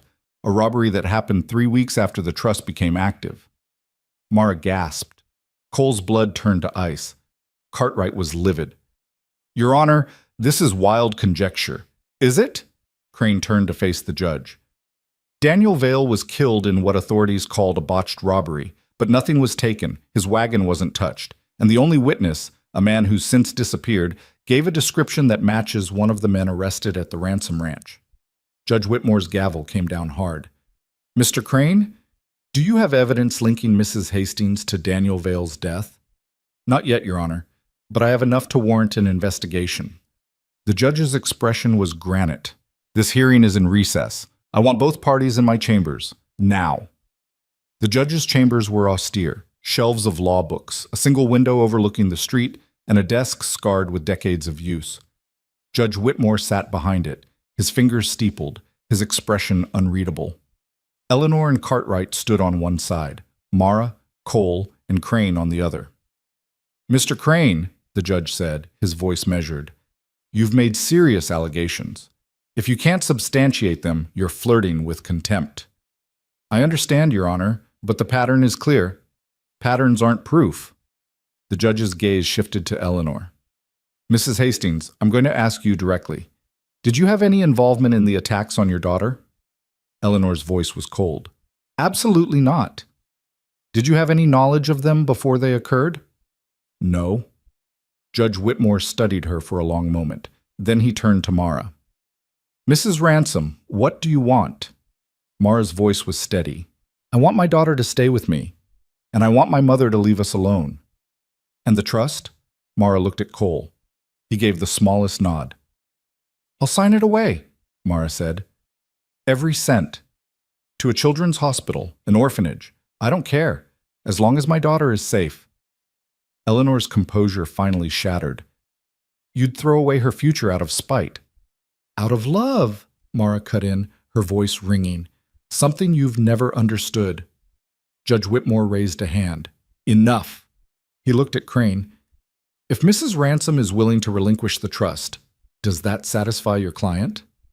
Only if Mrs. Hastings withdraws her petition and agrees to stay away from the family. Cartwright started to speak, but Eleanor silenced him with a look. Her eyes locked on Mara, cold and venomous. You'll regret this, Eleanor said quietly. I already regret you, Mara replied. Judge Whitmore's gavel came down on his desk. We're done here. I'll issue a ruling by end of day. He looked at Eleanor. And Mrs. Hastings, if I find even a shred of evidence connecting you to those attacks, I'll see you charged. Are we clear? Eleanor's smile was brittle. Perfectly. They filed out of the chambers. Cole kept his hand on Mara's back, steady and grounding. Piper ran to them the moment they entered the hallway, her small arms wrapping around Mara's waist. Is it over? The girl asked. Not yet, Mara said, stroking her hair. Soon. They returned to the hotel to wait. Hours crawled by. Cole paced the room like a caged animal, while Mara sat by the window, holding Piper in her lap, her face drawn and pale. At 4 p.m, a messenger arrived with a sealed envelope. Crane opened it, read it, and closed his eyes briefly. We won, he said. Mara's breath left her in a rush. What? Judge Whitmore ruled in your favor. Custody remains with you. Eleanor's petition is denied. And there's more. He's ordered an investigation into the attacks. Eleanor's being detained for questioning. Mara stood, swaying slightly. Cole caught her, and she turned into his arms, sobbing. It's over, she whispered. It's really over. Cole held her tight, his own eyes burning. Yeah, it is. Piper looked up at them both, her face solemn. Can we go home now? Cole crouched down, meeting her eyes. Yes, sweetheart. We can go home. But home would have to wait. That night, as they prepared to leave Redstone, a man appeared at their hotel room door. He was young, nervous, and wore the uniform of the local police. Mr. Ransom, Mrs. Ransom, he said, I need you to come with me. There's been an incident. Cole's hand went to his gun. What kind of incident? Your daughter's been taken. The world stopped. Mara's scream tore through the hallway. Cole caught her as her knees buckled, his own heart shattering into 1,000 pieces. Where? Cole said, his voice deadly calm. Where is she? The officer swallowed hard. We think Mrs. Hastings took her. A witness saw a woman matching her description leaving the Grandview Hotel with a child an hour ago. They're heading east. Cole was moving before the officer finished speaking. He grabbed his coat, his gun, and looked at Mara. Stay here, he said. Like hell. Mara's face was white, but her voice was steel. That's my daughter. Mara, I'm coming. Cole saw the resolve in her eyes and knew better than to argue. He looked at the officer. Get us horses. Now. 20 minutes later, they were riding hard through the darkness, following a trail that grew colder with every passing second. And somewhere ahead, in the night, Eleanor Hastings had Piper. The horses tore through the night, hooves pounding against packed earth, breath steaming in the cold air. Cole rode like a man possessed, his body low over the gelding's neck, every muscle coiled with fury and fear. Mara matched him stride for stride, her face set in grim determination, her hands white-knuckled on the reins. Marshal Grady and 2 deputies rode with them, following the eastern road out of Redstone. The officer who'd brought the news had said Eleanor was heading for the railroad depot in Cressmont, a town 30 miles away where she could board a train and disappear with Piper into the vastness of the country. They couldn't let that happen. Cole's mind raced through scenarios, each one worse than the last. Eleanor was desperate now, cornered and dangerous. She'd lost the court case, lost her respectable veneer, and if the investigation tied her to Daniel's death or the attacks, she'd face prison. Taking Piper wasn't about love or even money anymore. It was about control, about winning, about making sure Mara suffered. How far to Cressmont? Mara shouted over the wind. 20 miles, Grady called back. Maybe less. Train doesn't leave until midnight. We've got time. We'd better, Cole said, his voice dark. They rode in silence after that. The only sounds, the thunder of hooves and the ragged breathing of pushed horses. The moon was a sliver overhead, barely enough light to see by, and twice they had to slow to avoid losing the road in the darkness. Cole's thoughts kept circling back to Piper, to her small, serious face, to the way she'd asked if they could go home, her voice full of hope and trust. He'd promised to keep her safe. He'd looked her in the eye and promised, and he'd failed. Mara's voice cut through his spiral. She's alive, Cole. He looked at her, startled. Eleanor needs her alive, Mara continued, her voice hard and certain. For leverage, for the trust, for whatever twisted plan she's concocted, Piper's alive, and we're going to get her back. Cole wanted to believe her, needed to, but the darkness in him, the part that had seen too much death, too much cruelty, whispered that alive didn't mean unharmed, that Eleanor Hastings was capable of things even he couldn't imagine. When we find her, Cole said quietly, I need you to let me handle it. Mara's jaw set. She's my daughter. I know, but if this goes bad, if Eleanor's got men with her, if she's armed, I can't be worrying about you and Piper both. I need you to trust me. Mara stared at him for a long moment, the wind whipping her hair across her face. Then she nodded, once, sharp. I trust you. But Cole, if she's hurt Piper, then there won't be enough of her left to stand trial, Cole said, and meant every word. They reached Crestmont just before 11, the horses lathered and blowing hard. The town was small, barely more than a main street and a scattering of buildings clustered around the railroad depot. Lamplight spilled from a few windows, but most of the town was dark, asleep, or indifferent to whatever dramas played out in the night. The depot sat at the far end of the street, a squat wooden building with a platform and a water tower. A single train waited on the tracks, steam hissing from its engine, a few passengers visible through the lit windows of the cars. Grady reined in, his hand raised. "Hold! We don't go charging in blind." "The hell we don't," Cole said, already dismounting. Grady grabbed his arm. "Listen to me. If Eleanor's in there and we spook her, she could run. Or worse, she could use the child as a shield. We need to be smart about this." Cole's every instinct screamed to kick down the depot door and tear the place apart until he found Piper. But Grady was right. Recklessness would get Piper killed. "What do you suggest?" Mara asked, her voice tight. "Two of us go in quiet through the front, check the waiting room, the ticket office. The rest circle around back in case she tries to bolt." Grady looked at Cole. "You and me front. Deputies, take the rear. Mrs. "Ransom, I'm going in," Mara said, brooking no argument.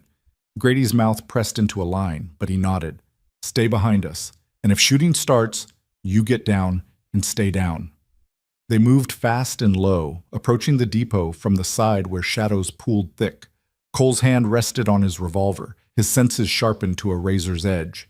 He could hear the murmur of voices inside, the hiss of steam, the clatter of a luggage cart somewhere in the distance. Grady tested the door. Unlocked. He pushed it open slowly, and they slipped inside. The waiting room was small, dimly lit by oil lamps, with benches along the walls and a ticket window at the far end.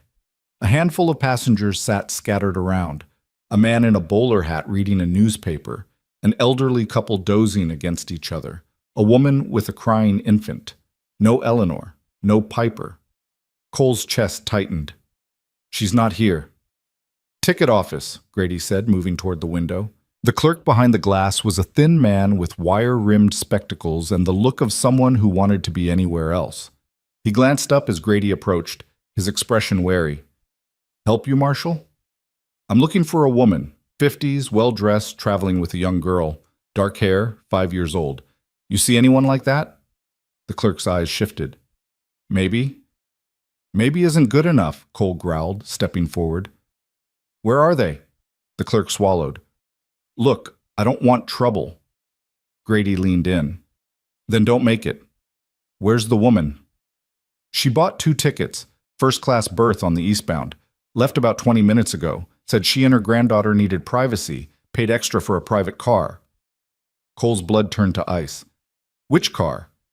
"Third from the engine, but listen, train leaves in 10 minutes. You can't just—" Cole was already moving. He crossed the waiting room in 3 strides and hit the platform at a run, Mara and Grady right behind him. The train stretched ahead of them, a dark metal serpent hissing steam into the night. Third car from the engine. Cole counted as he ran, 1, 2, 3, and grabbed the railing, hauling himself up. The corridor inside was narrow, lit by dim electric bulbs, doors on either side leading to private berths. Cole moved fast and silent, checking each one. Empty. Empty. Locked. He stopped at the third door, his hand on the latch. It was locked from the inside. "Piper," he called, his voice low and urgent. "Piper, are you in there?" Silence. Then, faint and muffled. "Cole?" Relief and rage flooded through him in equal measure. "I'm here, sweetheart. Is your grandmother with you?" She said we're going on a trip." Piper's voice was scared, trembling. "I want Mama." "I know. Mama's right here. We're going to get you out." Cole looked at Grady. "Break it down." "Wait." Grady moved to the door, his voice rising. "Mrs. Hastings, this is Marshal Grady. Open the door. There's no way out of this." A pause. Then Eleanor's voice, cool and controlled. "Marshal, I'm simply traveling with my granddaughter. There's no law against that." "There is when it's kidnapping," Grady shot back. "The judge awarded custody to Mrs. Ransom. You've got no legal right to that child." "Legal rights are subject to interpretation." Cole's hand moved to his revolver. Open the door, Eleanor. Last chance. Or what, Mr. Ransom? You'll shoot through it and risk hitting Piper? Eleanor's laugh was cold. I don't think so. Mara pushed past Cole and Grady, her face white with fury. Mother, let her go, please. You've lost. The court ruled against you. The police are investigating you. Taking Piper won't change any of that. Won't it? Eleanor's voice sharpened. I still have leverage, Mara. I have your daughter.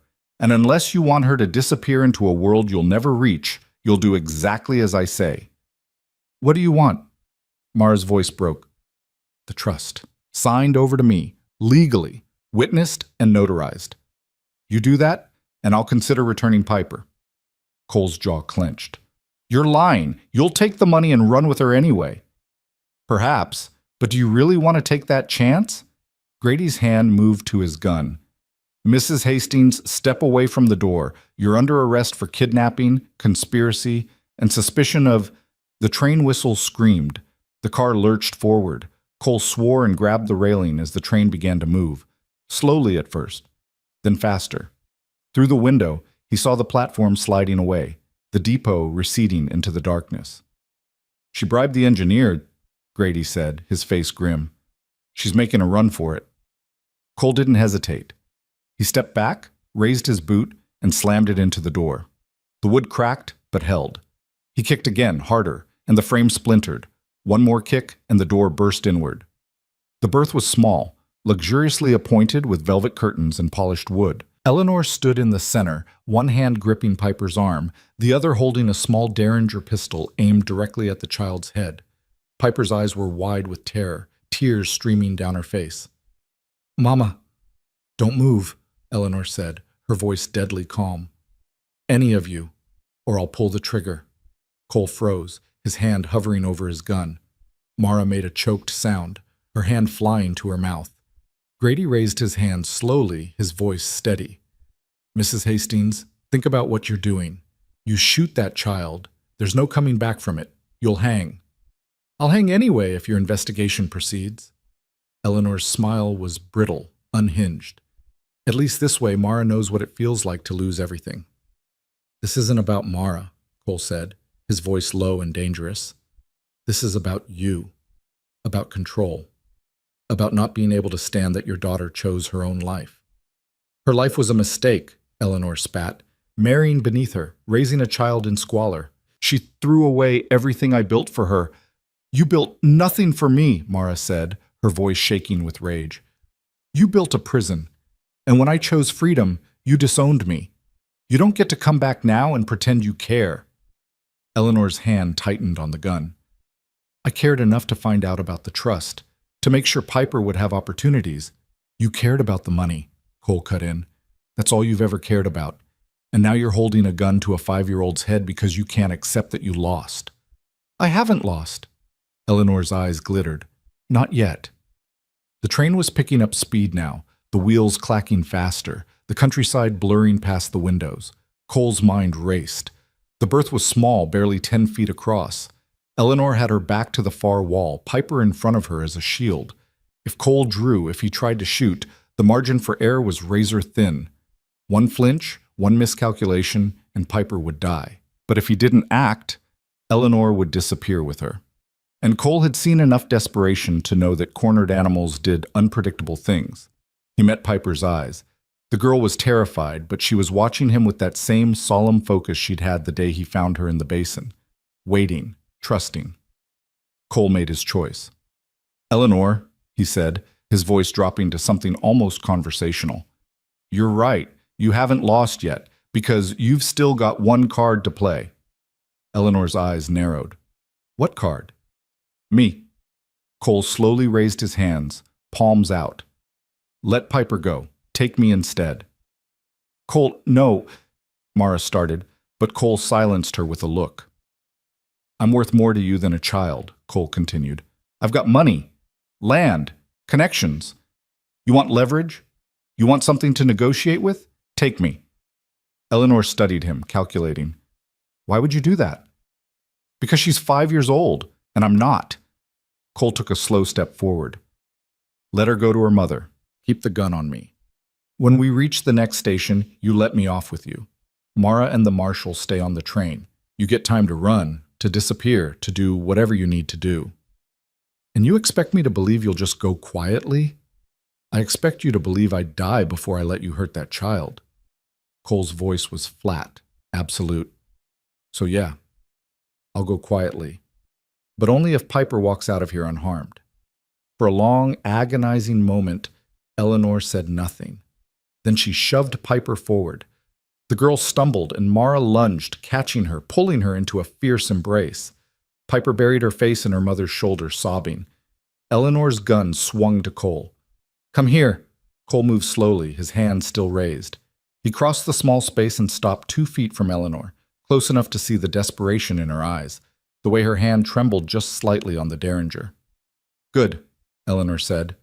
Now, Cole struck. His hand shot out faster than thought, clamping around Eleanor's wrist and twisting hard. The derringer fired, the shot deafening in the small space, the bullet burying itself in the ceiling. Cole wrenched the gun free and threw Eleanor against the wall in one fluid motion. She hit hard and crumpled, gasping. Grady was on her in seconds, flipping her onto her stomach and snapping handcuffs around her wrists. Eleanor Hastings, you're under arrest! Eleanor's scream cut him off, wild, incoherent, the sound of something breaking. She thrashed against Grady's hold, her face contorted with rage and madness. You've ruined everything, everything! That money was mine, mine! It was never yours, Mara said quietly. Eleanor's eyes locked on her daughter, venomous and hateful. You'll regret this. I'll make sure... You'll make sure of nothing, Grady said, hauling her to her feet. You're done. Cole crossed to Mara and Piper, his hands shaking now that the adrenaline was fading. Mara looked up at him, tears streaming down her face, and reached for him with one hand while the other stayed wrapped around her daughter. Cole took her hand and sank to his knees, pulling them both into his arms. It's over, he whispered into Mara's hair. It's really over. Mara sobbed against his shoulder, her whole body shaking. Piper clung to both of them, her small voice muffled but fierce. I knew you'd come. I knew it. The train slowed as they approached the next station, a tiny outpost barely more than a platform in a water tower. Grady hauled Eleanor off the train, the deputies taking custody of her, and the three of them, Cole, Mara, and Piper, stood on the platform watching as the law took Eleanor Hastings away. She didn't look back. They returned to Redstone the next morning, exhausted and hollowed out but intact. Judge Whitmore met them at his chambers, his expression grave. I've reviewed the events of last night, he said, and I've made my final ruling. Custody of Piper Vale remains permanently with Mara Ransom. Eleanor Hastings will face criminal charges for kidnapping, attempted murder, and conspiracy. The investigation into Daniel Vale's death has been reopened, and evidence suggests Mrs. Hastings may have had involvement. Mara's breath shuddered out. What about the trust? That's up to you, the judge said. You can claim it for Piper. You can sign it away. The choice is yours. Mara looked at Cole. He nodded, once. She turned back to the judge. I want it donated. To the Territorial Orphans Fund. Every cent. In Daniel's name. Judge Whitmore's expression softened. I'll see it done. They left the courthouse into bright morning sunlight. Piper held Cole's hand on one side, Mara's on the other, and for the first time in months, the weight pressing on all of them lifted. Can we go home now? Piper asked. For real this time? Cole looked at Mara. She smiled. Tired, but real. Yeah, Cole said. We can go home. The ride back to the ranch took 3 days. They went slow, stopping to rest, to let the horses graze, to sit by the fire at night and just breathe. Piper chattered about Brick the cat, about the barn, about whether the chickens had missed her. Mara held Cole's hand across the firelight and didn't let go. On the last night before they reached home, after Piper had fallen asleep wrapped in blankets, Mara turned to Cole. I keep thinking about what you said to Eleanor, she said quietly, about trading yourself for Piper. I meant it. I know. And it terrified me. Mara's hand tightened on his. Promise me you won't do that again. Promise me you won't throw your life away, not even for us. Cole looked at her. This woman who'd walked through fire and come out stronger, who'd faced down her own mother and chosen love over money, who trusted him with the most precious thing in her life. I can't promise that, he said honestly. Because if it came down to you or Piper dying or me dying, I'd choose me every time. That's not negotiable. Mara's eyes filled. Cole, but, he continued, pulling her close, I can promise I'll fight like hell to make sure it never comes to that. I can promise I'll be smart, careful, and do everything in my power to come home to you, both of you. Mara pressed her forehead against his. That's all I can ask. They sat there in the firelight, wrapped in each other, while the stars wheeled overhead and the future stretched out before them, uncertain but theirs. When they finally crested the rise and saw the ranch spread out below, house, barn, corrals, the land rolling away to the mountains, Cole felt something settle in his chest that had been restless for years. This was home. Not because of the land or the buildings, but because of the people who'd filled it with light. Piper let out a whoop and urged her pony forward, racing down the slope toward the barn where Brick would be waiting. Mara laughed, the sound bright and free, and followed at a canter. Cole sat for a moment longer, watching them. Then he touched his heels to the gelding's sides and rode down to meet them. The house welcomed them back with the smell of dust and wood smoke and the faint scent of lavender from the sachets Sarah had made years ago. Cole built a fire in the stove while Mara unpacked.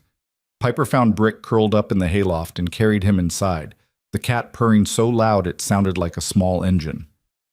That night, they sat together at the kitchen table, the three of them and one orange cat, eating beans and cornbread and fresh bread Mara had baked that afternoon. Piper told a rambling story about a dream she'd had where Brick could talk and had opinions about chickens. Mara laughed until tears ran down her face. Cole just watched them both, his heart so full it ached. Later, after Piper had been tucked into bed and Brick had claimed his spot at her feet, Cole and Mara stood on the porch watching the sun set behind the mountains. Do you think she'll be all right? Mara asked. After everything? I think she's stronger than both of us put together, Cole said. But yeah, she'll be all right. We'll make sure of it. Mara leaned against him, her head on his shoulder. What about you? Are you all right? Cole thought about the question, about the darkness he'd carried for so long, the violence and the guilt and the fear that he'd never be more than the sum of his worst actions.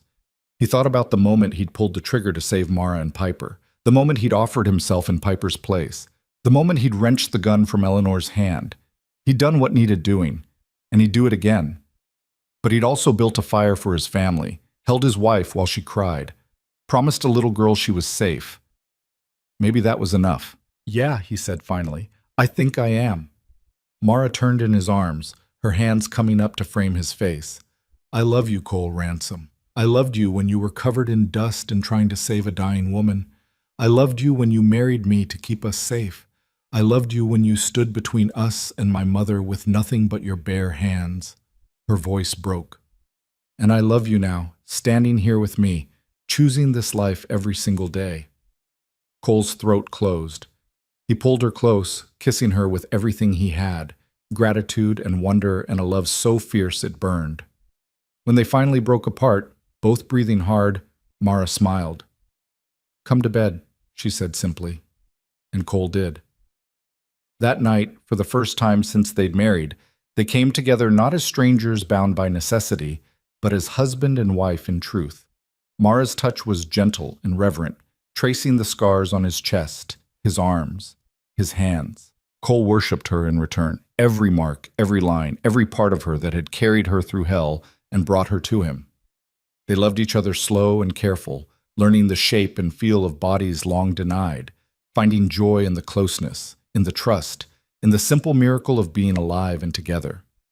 Afterward, they lay tangled in the sheets, Mara's head on Cole's chest, his hand stroking her hair. This is real, Mara whispered. Isn't it? Not just the marriage on paper, all of it. Yeah, Cole said, his voice rough with emotion. It's real. Good. Mara's arm tightened around him. Because I'm not letting you go. Good, Cole echoed. Because I'm not going anywhere. They fell asleep like that, wrapped around each other, hearts beating in tandem, Two people who'd been broken finding themselves whole. The weeks that followed settled into a rhythm. Cole worked the ranch, fixing fence, moving cattle, preparing for winter. Mara threw herself into making the house a home, sewing curtains, planting a garden, teaching Piper to read from the worn book she'd brought from Millerton. Piper thrived, her laughter ringing through the house, her nightmares growing less frequent. Letters came from Elias Crane. Eleanor Hastings had been formally charged with kidnapping and conspiracy. The investigation into Daniel Vale's death had uncovered a connection between Eleanor's lawyer and the men who'd killed him. She would stand trial in the spring. Mara read the letter once, then burned it in the stove. "I'm done with her," she said simply. "She doesn't get any more of my time." Cole understood. Some ghosts you had to exorcise, others you just had to stop feeding. In early November, the first snow fell. Piper dragged Cole and Mara outside to build a snowman, Brick watching from the porch with feline disdain. They worked together, rolling snow into balls, finding stones for eyes and a carrot for a nose. When they finished, Piper stepped back, surveyed their work, and declared it perfect. That night, as they sat by the fire, Piper climbed into Cole's lap. "Can I ask you something?" she said. "Always." "Are you my papa now, for real?" Cole's heart clenched. He looked at Mara, who nodded, her eyes bright. "If you want me to be," Cole said carefully. Piper considered this with her usual gravity. "I think I do, because my first papa is gone, and you're here, and you saved us, and you make Mama happy." She paused. "And you let Brick sleep inside." Cole's laugh came out choked. "Those are good reasons." "So can I call you Papa?" Cole pulled her close, his voice rough. "Yeah, sweetheart. You can call me Papa." Piper beamed, then wriggled free and ran to tell Brick the news. The cat, unimpressed, went back to sleep. Mara crossed to Cole and sank onto his lap where Piper had been, her arms going around his neck. "You're crying," she said softly, wiping at his cheeks. "Yeah," Cole admitted, "I am." "Happy tears?" "The happiest." He pulled her close, burying his face in her hair. "I never thought I'd have this again, a family, a home, someone who—" His voice broke. "Someone who sees me and stays anyway." "I'm not going anywhere," Mara said, echoing his words from weeks ago. "You're stuck with me, Cole Ransom, for better or worse." "Mostly better," Cole said.